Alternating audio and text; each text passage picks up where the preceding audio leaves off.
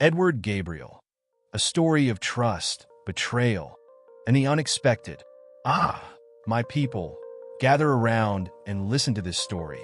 A story of trust, betrayal, and the unexpected turns life can take. It is a lesson for all who have ears to hear. For in this world, not everyone with a smile has a kind heart. This is the story of a young man named Edward Gabriel. A promising beginning. In the year 1968, in a peaceful home filled with love, Mr. Gabriel and his wife, Mrs. Glory, welcomed a son into the world, Edward Gabriel. Before him, they had 3 daughters, Esther, Lucy, and Deborah. Though their parents loved all their children dearly, the birth of a son brought them an extra kind of joy. The Gabriel family was neither rich nor poor, but they lived comfortably. Mr. Gabriel, a dedicated civil servant, was also a hard-working farmer. Despite his job in the city, he believed in the power of farming and made sure his family had their own land where they cultivated cassava, yams, and vegetables. Mrs. Glory, a schoolteacher, ensured their children were disciplined and well-educated, balancing love with firm guidance. Their home was filled with warmth, discipline, and the sound of laughter. A childhood of hard work and lesson. As the eldest daughter, Esther was seen as the most promising child. She was intelligent and well-behaved, which made her parents decide early on to send her to a boarding school so she could focus on her education without distractions. She visited only during the holidays, leaving her younger siblings, Lucy, Deborah, and Edward, to handle daily chores at home. Life in the Gabriel household was not just about school, it was about work too. After school, Edward and his sisters were expected to join their father on the family farm. The farm was not too far from their home, but to the children, it felt like a long journey. Deborah and Edward would trudge along, carrying their small baskets, swatting away the mosquitoes and bugs that seemed to attack them the moment they stepped into the farmland. The heat was relentless, the sun blazing down on them as they bent over to pull weeds or harvest crops. But Lucy was always different. She had a way of escaping hard work.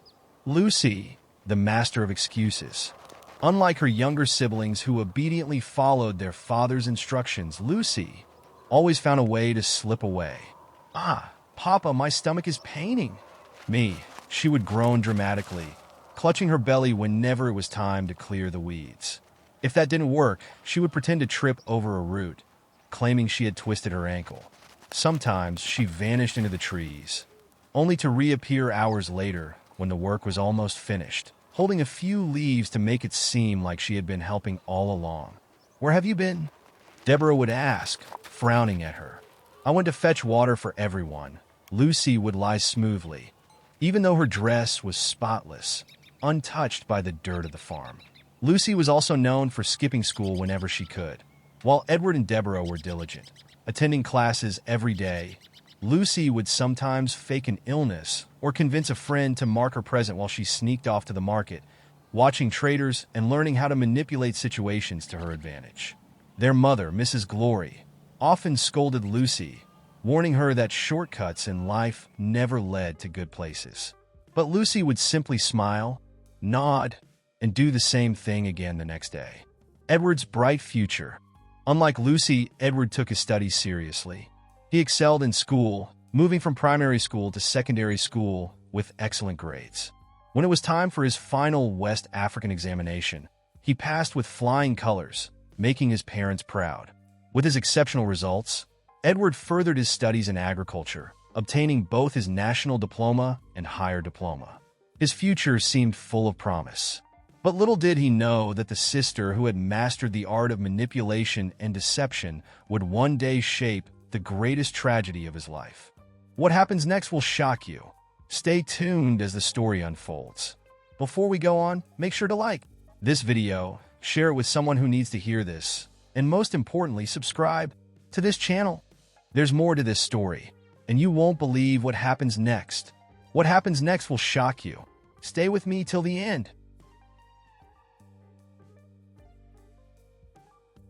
By the time Edward completed his education, his 3 sisters, Esther, Lucy, and Deborah, were already married and had settled into their new lives. This left Edward drifting between their homes, unsure of his next steps. Each sister's life was different, shaped by the choices they had made. Esther, the eldest, had always been the quiet and reserved one. She had been in a long-term relationship with a man she loved for 10 years. But being the indecisive person she was, she allowed Lucy to manipulate her, convincing her that love was not enough. "You cannot marry a poor man," Lucy would say. "You need security. Money is what matters in marriage." And so, Esther let go of the man she had spent a decade loving. She waited and waited, but no suitor came. Eventually, she was introduced to Samuel, a man she did not truly love, but married because she felt time was running out. Deep inside, she knew she had settled for less than what her heart desired. Deborah, on the other hand, found love in the arms of a kind and hardworking architect. Their marriage was built on trust and mutual respect. Unlike Lucy, Deborah valued honesty and a strong foundation in marriage over material wealth. Her home was peaceful, filled with love rather than extravagance. And then there was Lucy. Lucy. She had married into wealth, but at what cost? Her husband was already married when she met him, but that did not bother her. She had always loved money above all else, and being a second wife in a rich household seemed like a small price to pay. Her house was grand, always filled with maids at her beck and call. Lavish parties were thrown in her mansion, with guests who cared only for wealth and status. She and her husband were known for their dubious dealings, but as long as money kept flowing, Lucy saw nothing wrong with it. One day, Lucy called Edward aside. "Edward, why waste your time looking for government work? That is a small man's dream. You should travel to Germany. That is where your destiny lies." She spoke with such confidence, painting pictures of wealth and success.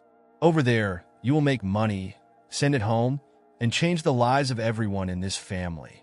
Her words were sweet, like honey, filling Edward with excitement and ambition.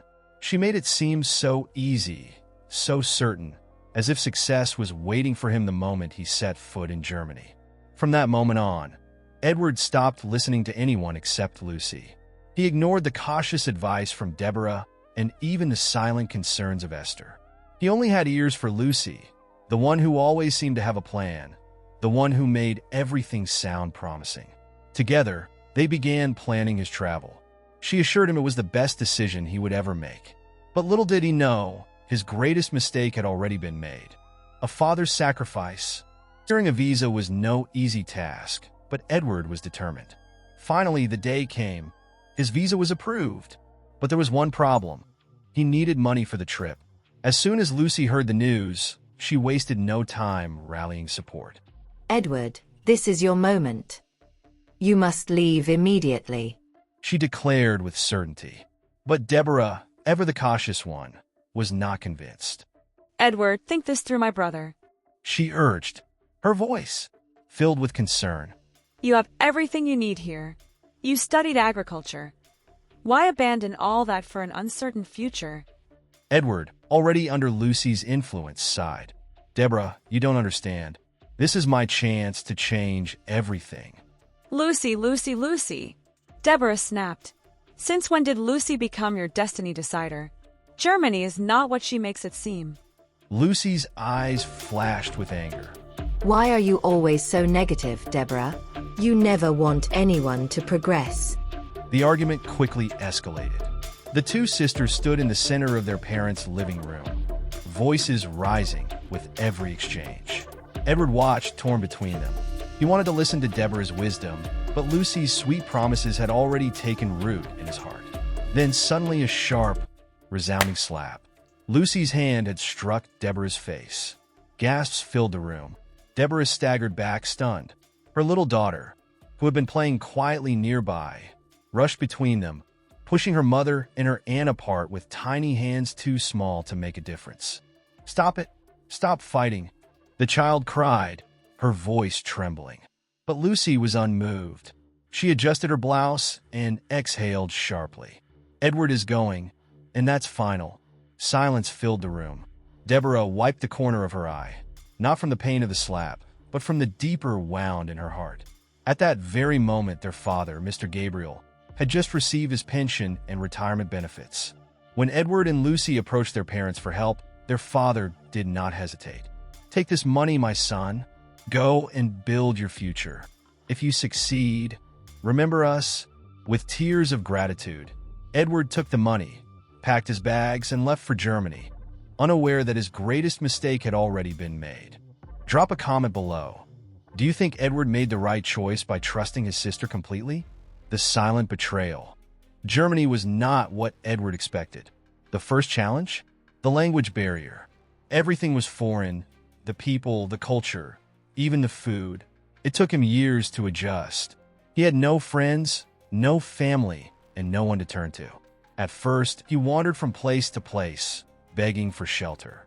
Some nights, he slept in train stations, curled up on benches, while hunger gnawed at his stomach.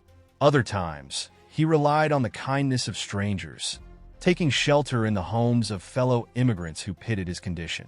Then, fortune smiled upon him. He met a woman named Ingrid, a kind-hearted Nigerian German who understood his struggles. She took him in, offering him a place to stay while he figured out his path. With her support, Edward slowly found his footing. He learned the language, took on small jobs, and worked his way up.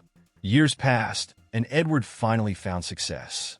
He secured a stable job, saved money, and in his heart, he never forgot his family back home. With pride, he began sending money home, along with gifts, even cars, believing his parents were benefiting from his labor. But my people, everything he sent was in the hands of his second sister, Lucy. She kept everything for herself, only giving their parents the occasional food item and saying, "Edward sends his greetings." She told them he was struggling and could only send little.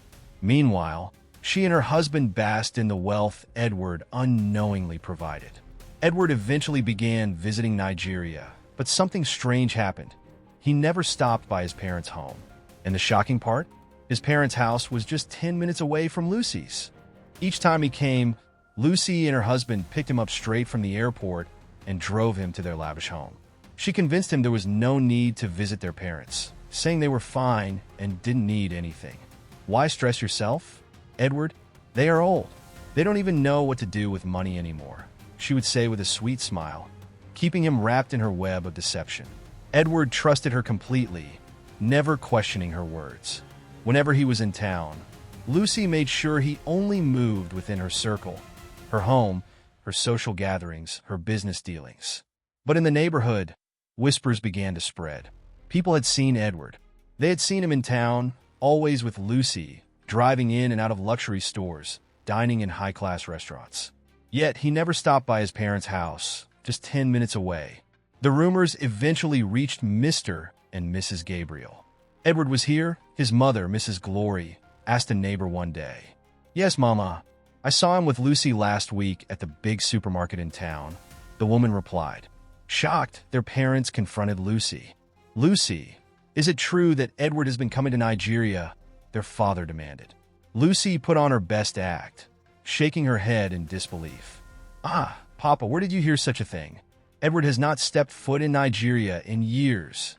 Who is telling you these lies?" And just like that, with a few smooth words, she silenced the suspicion. But the truth had already begun to unravel, and soon, everything would come to light. What happens next will shock you. The betrayal runs even deeper. Stay tuned as the story unfolds. The Awakening. Then one day, something changed. Edward sat in his apartment in Germany, staring at the ceiling. A nagging thought refused to leave his mind. How can I be sending so much money, yet my parents' house remains the same? How can I pass by their home without stopping to see them? For years, Edward had convinced himself that everything was fine because Lucy always assured him that their parents were well cared for. But now, doubt was creeping in.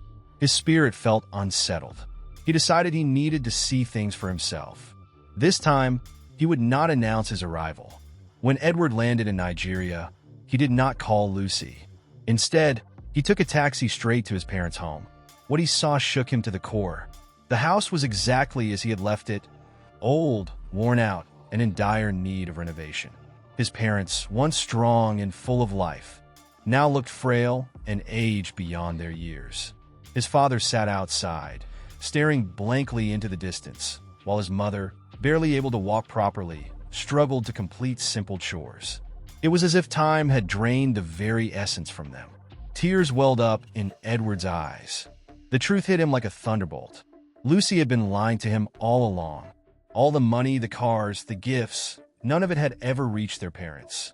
The very people he had been working hard for were suffering, while Lucy and her husband had been living in luxury. That day, Edward made a vow. I will fix this. I will make things right. But my people... This was where the real battle began.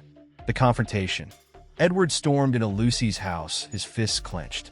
She was seated comfortably in her grand living room, sipping on chilled juice while a housemaid massaged her feet. The sight of her extravagance fueled his anger. "Lucy," he bellowed. She barely looked up. "Ah, Edward, you should have told me you were coming," she said, smiling as if nothing had happened. Edward could barely contain his rage. "Where are all the cars I sent? Where is the money I asked you to save?" Lucy let out a short, sharp laugh. "The cars? The money?" She sipped her drink leisurely. "Edward, whatever you sent was my reward for my efforts in your life." Edward felt as if the ground beneath him had collapsed. "Your efforts? What efforts, Lucy?" His voice cracked with emotion. "I trusted you. I left everything in your hands because you are my sister." Lucy rolled her eyes. "And I took care of you, didn't I? Who helped you settle when you first arrived in Germany? Who gave you advice? Do you think all that was free?" Edward's heart pounded. "So, while our parents suffered, you lived like a queen?" She stood up and walked towards him, her eyes cold. "Edward, listen to me carefully. Life is about survival. I did what was best for me." For the first time, Edward realized the depth of Lucy's wickedness. That day, he made another vow. "I will never set foot in this house again." From that moment, Edward cut all ties with Lucy. Edward's redemption. Determined to fix the damage, Edward immediately began renovating his parents' house.